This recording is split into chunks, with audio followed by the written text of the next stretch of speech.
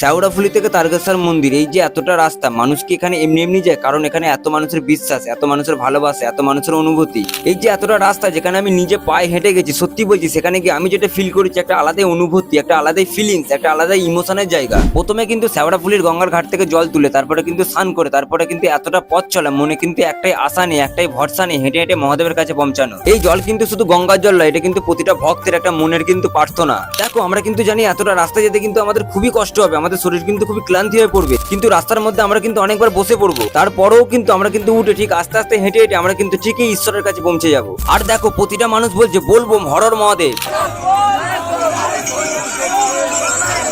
তখন কিন্তু আমি একা নই, হাজারো মানুষের একটাই লক্ষ্য, একটাই জায়গা, পায়ে হেঁটে মহাদেবের কাছে পৌঁছানো। আর দেখো এত কষ্ট করে নিয়ে যাওয়া সেই কলসির জল যখন পৌঁছে যায় বাবা তারকনাথের কাছে, তখন শুধু মনে শান্তি না, চোখে কিন্তু জলও এসে যায়। তোমার কিন্তু আলাদাই একটা ফিলিংস আসবে, এত কষ্ট করে নিয়ে যাওয়া সেই জল যখন ঢালা হয় মহাদেবের কাছে, তখন কিন্তু সত্যি বলছি তোমার কিন্তু সেই কষ্ট অনেকটাই কমে যাবে। কারণ এই এতটা পথ চলা শুধু শরীরে নয়, এটা কিন্তু একটা আত্মার, এটা কিন্তু একটা বিশ্বাসের, এটা কিন্তু একটা ভক্তি। আর মহাদেব, এবার তুমি কমেন্টে বলো তুমি কি এখনো পর্যন্ত তারকেশ্বর গেছো, না তুমি এখনো পর্যন্ত যাওনি, না তুমি যাবে।